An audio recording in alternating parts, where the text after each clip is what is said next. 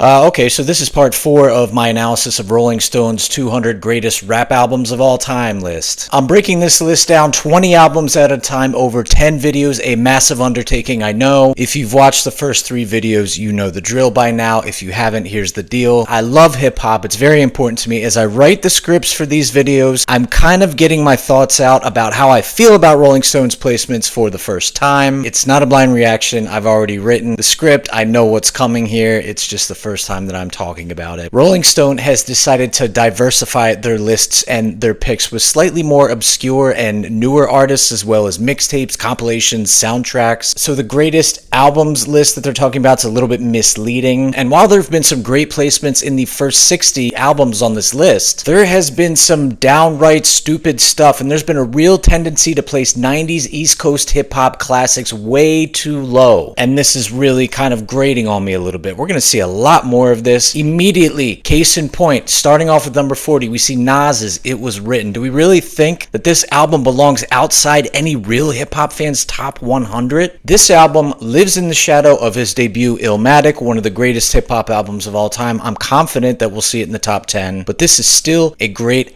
album. It's a little more materialistic. It has that like middle to late 90s mafioso feel to it, which eventually led to the shiny suit era, which spelled the end for one of the greatest and most productive output periods in hip-hop history. But look, this thing is still really, really good. The beats are excellent. Nas isn't quite the street journalist that he was on Illmatic, but he's still sharp as a knife lyrically. The Message is one of his greatest songs in his entire catalog, and the song I Gave You Power shows Nas telling the story of real-life violence from the perspective of a gun. I mean, come on, that's next-level writing. For me, this is easy a top 50 hip-hop album of all time. Might even make it into my top 30. I love Nas. I'm a little bit biased. He is the greatest of all time, if you ask me. So 140 is not acceptable. Maybe top 30, top 25, where I would put it isn't quite appropriate either, but come on, you gotta at least give this thing top 50, top 75. Original pirate material by UK hip-hop act The Streets is number 139. This is a one-man project from Mike Skinner. This was one of the first big UK hip-hop albums that was big outside of the UK. It mixes garage and UK bass with underground hip-hop. It's kind of a wild, almost humorous trip at times. It's a bit unhinged, but it does have some serious attitude. Skinner uses the term geezer approximately 4.5 million times throughout the album, and it's like stream of consciously poetic, and he's really just going off the dome. Again, not a super serious album. I gotta be honest, I hated this thing when I first heard it, but it's really grown on me with recent listens. I'm not sure I'd put this in my top 200, but I really have learned to appreciate it as the years have gone by, and I understand its significance. Miami duo City Girls 2018 mixtape period at number 138 over It Was Written, over a ton of other classics that got demoted to the lowest 30% of the list. Hell no. I've never been a fan of City Girls. They're pretty generic southern hip-hop in a sea of trap. They try to incorporate some Miami bass elements in, and I do like the Miami bass sound, but that's about all they do that's good or productive. But the overall verdict I have on this and most of their work is that it's boring, it's uninspired, it's not unique. Does it deserve a spot anywhere close to the top 200? No, absolutely not. I guess there are moments of empowerment on here, but yeah, I don't know. This is a weak project overall, just not my thing. This is ridiculous. You put a stupid mixtape at number 138 and then a classic like Slum Village's Fantastic Volume 2 right after it at 137. Early Slum Village featured J Dilla on both the boards and the mic, and there was great energy between Dilla and the two other MCs, Bateen and T3. This is a turn-of-the-century underground hip-hop classic. It's not an East Coast album. These guys are from Detroit, but it's another seminal, older boom-bap album that is way underrated in my opinion. Dilla really broke out as a producer here. His prowess behind the boards led to some high-profile guest appearances on this thing. Other rappers in the industry were really noticing J Dilla's greatness. On this album, you have Common, Busta Rhymes, DJ Jazzy Jeff, D'Angelo, Corrupt, Q-Tip, and a bunch of others. So it's obvious that Dilla was carving his legacy out and he was a hot commodity in hip-hop. This, as long as it is a nearly flawless album in my book. It's probably my favorite Detroit hip-hop album of all time. It's Slum Village's best. These guys were legendary in their early years. How do you put this outside of the top 50, maybe top 75? Anyone who doesn't have this in their top 100, I don't know if I can trust you. This is stupid placement by Rolling Stone. And then they put a pop star like Doja Cat ahead of Fantastic Volume 2 at number 136 with her third album, Planet Her. Look, I appreciate Doja Cat a little bit more than some of these stupid picks. I think she definitely has some artistic integrity. But look, even her best work doesn't come close to belonging on a top 200 albums list. She's a pop artist. She's not really a rapper. She's the female version of Drake as far as I'm concerned, not a hip-hop artist. And if you're gonna put a Doja Cat album on here, make it Hot Pink. That's her strongest album. That's her most artistically sound project. Just so much wrong with this pick. Rolling Stone continues to disappoint.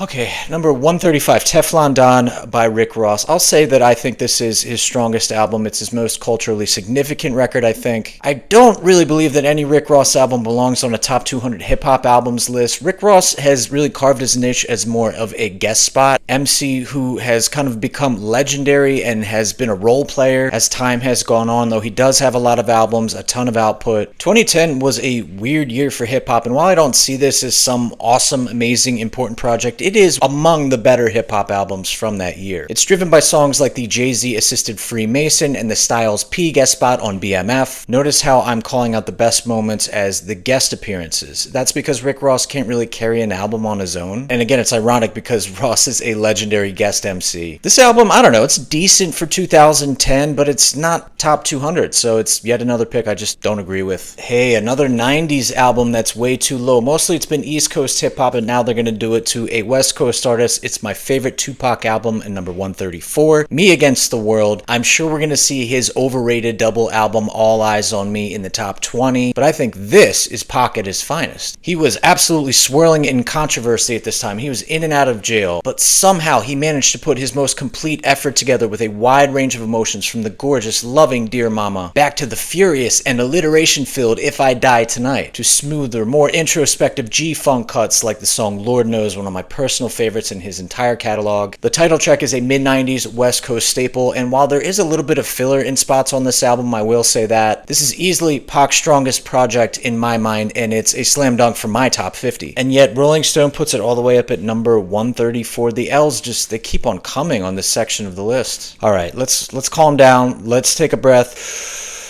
We have a little bit more of an appropriate pick at number 133. It's Killer Mike's R.A.P. music, or rap music. Killer Mike had been around since the early 2000s. He had made a couple guest appearances on late Outkast albums, but his solo peak, he's had a pretty extensive solo career, is right here on this album. This is actually a precursor to Run the Jewels, as this was he and LP teaming up. LP, I think, only appears on one or two songs here, but he produces the whole thing. Mike is furious, he's political, he has a serious purpose on the mic, and LP's futuristic beats take a bit of southern twinge, which really showed LP's versatility behind the boards. I've always liked Killer Mike, though. I think outside of this album, I think his solo material is kind of weak. This is a pretty solid record. I'd easily slide this into my top 150. Look at that, a good pick. Who would have guessed it? Hey, 2 in a row, fairly appropriate placement. Number 132 is J. Cole's 2014 Forest Hills Drive. This is Cole's most influential album, and while I've never been a huge fan of his, I respect his hustle, and he seems like a decent, humble guy for such a big and successful artist. This is a good record. This is not a great one. A lot of people would put this very deep into their top 100, maybe their top 50, top 25, and honestly, I think Gen Z glazes the hell out of this album. It's not that great. There is greatness here and there. The song No Role Models is excellent. I do think Cole is at his peak in his career. He's kind of toned that line between mainstream and street, and he was still kind of hungry back in the mid-2010s. I do think this is a top 200 hip-hop album. I think 132 is a little bit high, but considering how high some other people might put this thing, I'm actually okay with this placement, I think. For me personally, it's probably in that 175 to 200 range, but I'm actually fairly okay with this pick. 2 in a row that I'm alright with. That is a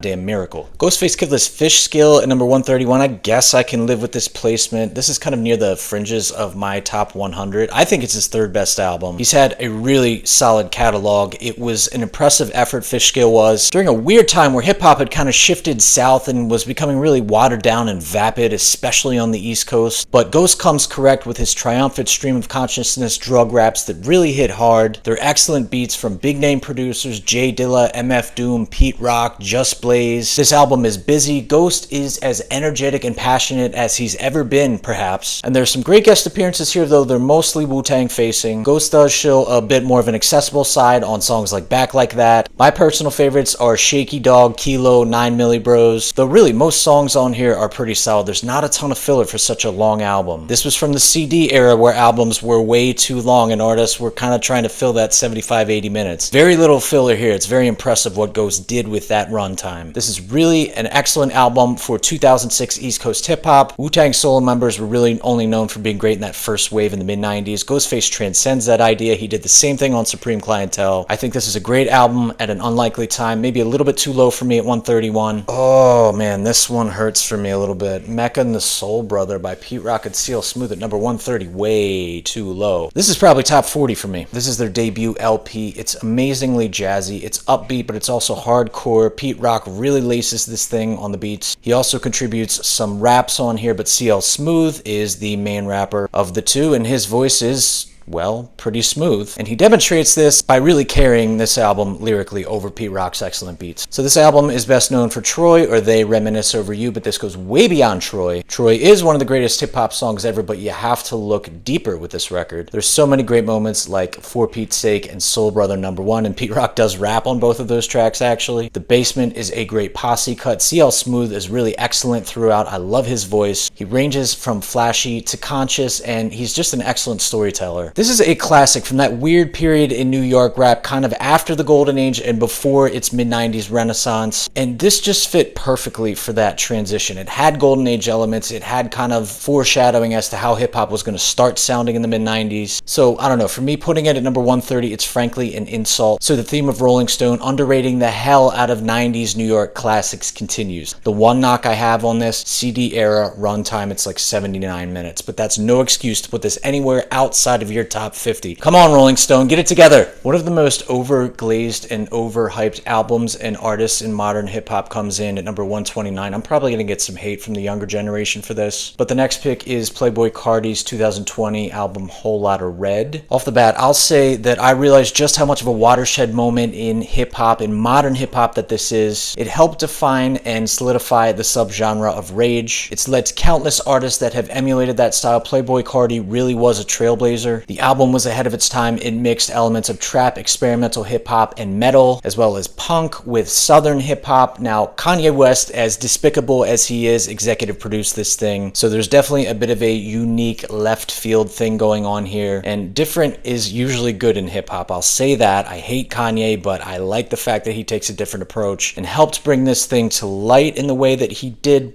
but I'm still not a huge fan of the music. I've never liked Carti as a rapper. I don't really enjoy Rage too much. I've really given it a chance and tried to understand it. It's kind of an old man yells at cloud type moment, I guess. I think this album's real legacy is its influence. I think its influence really transcends its musical prowess. I think it needs to be in the discussion for this list, though I'd think that his 2018 debut Die Lit would make this list before this one, which indicates to me that we might be getting two Playboi Carti albums in the top 200 of all time. That's just not acceptable. Yeah, I'd put Die Lit probably near the top of the list, maybe 175, 180. But Whole Lotta Red, man, as influential as it is, just a different story for me. It's not just that good musically. It's just not something I enjoy. Capital Punishment by Big Pun at number 128. I don't know. On one hand, I've always thought this album was just a touch overrated. I think it's long and bloated, and I think Big Pun, while he did have some useful stuff to say, he kind of rapped just to sound cool. And you see a lot of people doing that in this day and age, the Eminems, the Tech Nines. I think Pun kind of started that, so while Pun might have been a trailblazer in that sense, I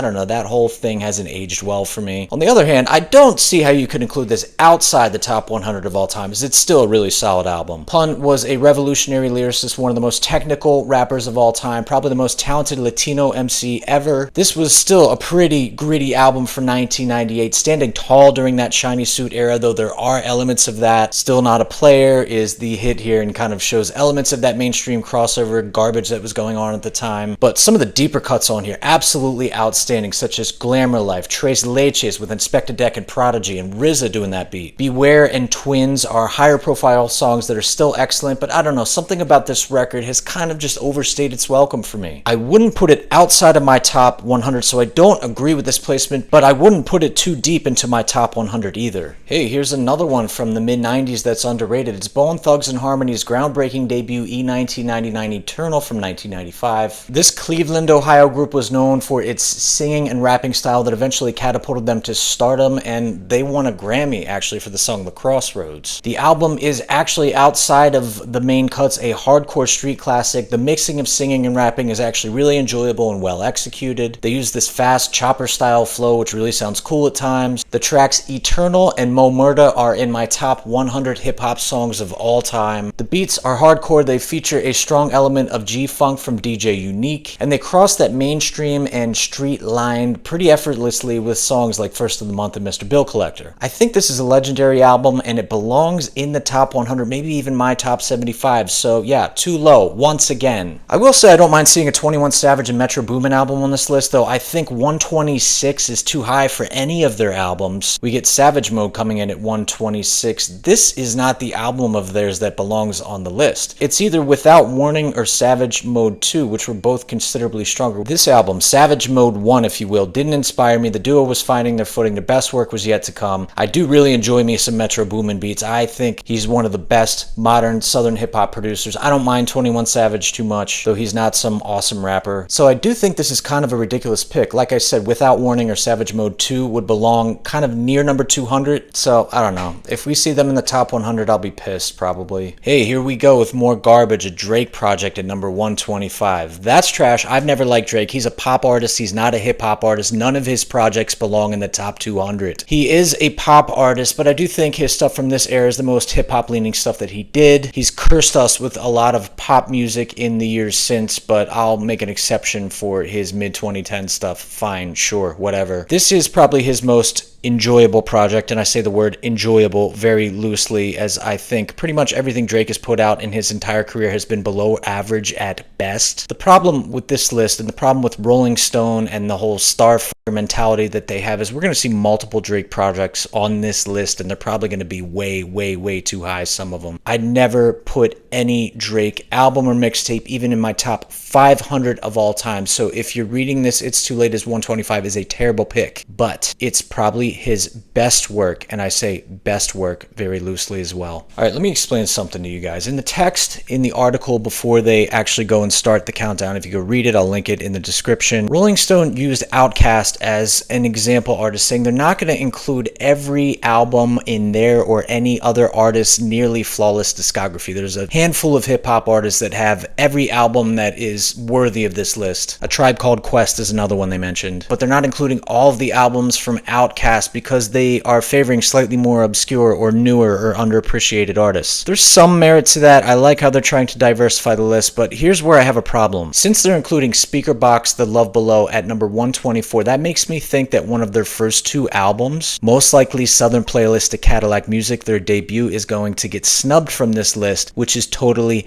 unacceptable. Speakerboxxx, The Love Below is their weakest album outside of the Idlewild soundtrack. Having said that, it's still really good and probably does belong in the top 200. But if they snub Southern Playalistic, I'm gonna start a riot. Regardless of their stupid little rules and stipulations, this album was made during a period where Big Boi and Dre were fighting, so we get a double album, one disc for Big Boi, one disc for Andre. The song Unhappy, I think, is one of the greatest Outkast songs, one of the greatest Southern hip-hop songs of all time. I bang that song constantly. I'd put this album in my top 150, maybe 125 as well, so I don't disagree with this placement. What I do have a problem with is if any of their previous four albums get snubbed in favor of this one in favor of newer, more underappreciated artists. Because let's be honest, I mean, those first four albums are classics. Speakerboxxx, The Love Below is great, but you can't snub Southern Playalistic, and I know that's what's going to happen. That would be pretty on brand for Rolling Stone. They're carving a reputation to be known for things like this. 93 Till Infinity by Souls of Mischief comes in at number 123. I mostly agree with this pick. Driven by the evergreen success regardless of the title track, which is frankly one of the best hip-hop songs of all time. This album is quirky, left field, underground, West Coast hip-hop from that early to mid-90s period. I consider these guys the Bay Area version of Southern California's The Far Side. They were part of the Hieroglyphics crew that dominated the 90s alt-rap scene on the West Coast, and this album is one of the best under the Hyro umbrella. Live and Let Live and Make Your Mind Up are excellent cuts too, that also show that this album has the legs to go way beyond its iconic title track. I think 123 is a decent placement. Again, this one is knocking on the door of my top 100, so I might put it a few spots higher. Number 122 is N.E.R.D's In Search Of. Are we sure this is even a hip-hop album? It's more of a funk rock and contemporary R&B album. It's Pharrell and Chad Hugo, aka the Neptunes, in the year 2002 when they were hip-hop production gods. They brought in drummer Shay Haley, and yeah, they did funk rock. This is not really hip-hop. It does have hip-hop leanings. There was a European version of this that was a little bit different, that had some electronic influences. You see the hip-hop leanings when you have like Pusha T and Malice from Clips showing up on two separate tracks, but inherently I don't feel like this is a hip-hop album. This is like putting Tyler, the Creator's Igor on this list. That's a great album and I really enjoy In Search Of, but it's really not hip-hop. Why is it here? If Rolling Stone is putting this on its list because it's done by hip-hop producers, I think that's stupid. I think that's an oversight. I really appreciate the album. I really think it's cool. It's in rotation for me, but it's not really a rap album, so I don't think it belongs here. Yet another questionable moment by the almighty Rolling Stone.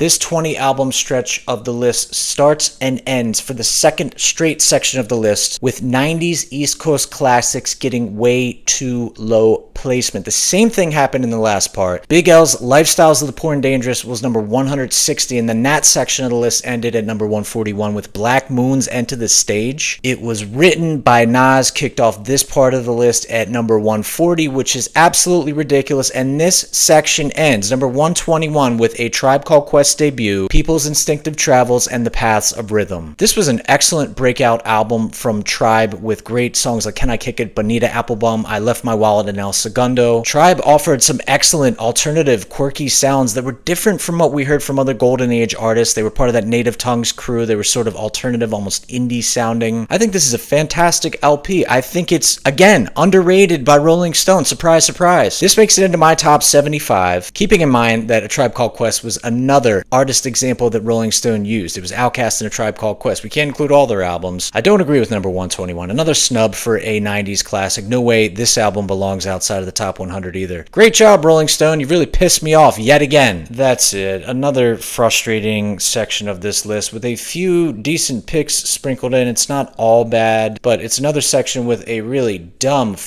first and last pick. Like, I don't have words anymore. What else is new? I shouldn't be surprised. I should be used to it. I guess you guys should be too. But that doesn't mean we can't talk about it and commiserate. I want to hear what you guys think of these picks. I love talking with you guys. I love seeing what the pulse is, seeing if I'm being too cynical or crazy or whatever. What about the picks that aren't 90s East Coast hip-hop albums? How do we feel about that N.E.R.D album at number 122? How do we feel about pop artists like Drake at number 125? I love to hear your feedback. I'm going to continue to be cynical and curmudgeon-y, but little secret, I love doing this. This is fun. It's even more fun when I can discuss with you guys. So let me know what you think. I'll be back with part 5 pretty soon. We're approaching the halfway point of this list, so we're making some good progress. I'll see you guys then.